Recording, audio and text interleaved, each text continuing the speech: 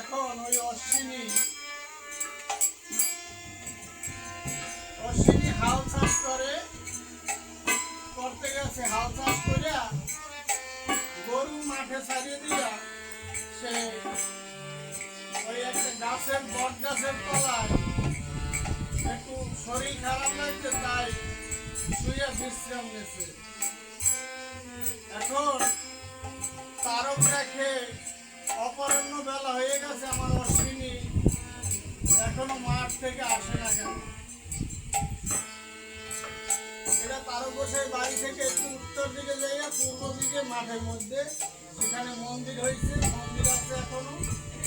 মন্দিরে আমি গেছি, পরের জায়গা আছে, এই সকল জায়গাতে আমরা সবাই গেছিলাম।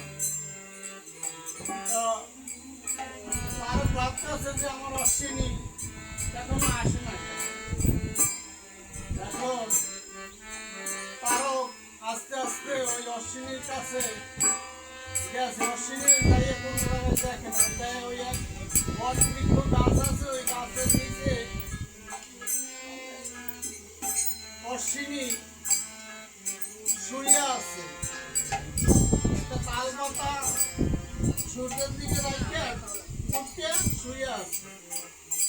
কাছে যেয়ে দেখি কি অশ্বিনী ওই তাল পাতা ছিঁড়ে সেই জায়গা থেকে রৌদ্র পরে গায়ে, সেই যে জায়গা থেকে রৌদ্র পরে সেই জায়গায় একটা সর্বে কণা ধরে বয়ে রয়েছে। ওই অশ্বিনীর আড়াল আমার অশ্বিনীর আড়াল দিয়ে ঘুম পাতার তাই তারকার অশ্বিনীর রাখবে না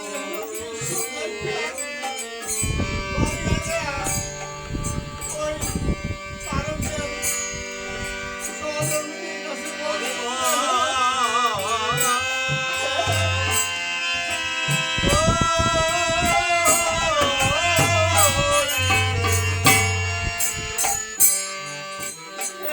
সহধর্মিনীকে ডাকছে যে শোনো, অশ্বিনীর কোনো কাজে তুমি আর বলবে না। আমি যাইয়া যাচ্ছি, অশ্বিনী শুয়ে রয়েছে আর সর্বে আর গায়ে ছায়া দিয়ে বসে আছে। তাই এই অশ্বিনী গাইছে ভব নদীর কুল কিনারা নাই, অকুল সমুদ্র মানে ভাসিয়ে মারায়।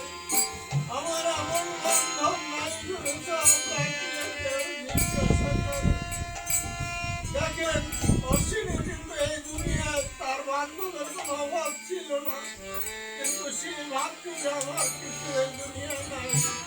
তার আজকে তার নামের অনুষ্ঠান হইতেছে, সেখানে লক্ষ লক্ষ মানুষের আগমন।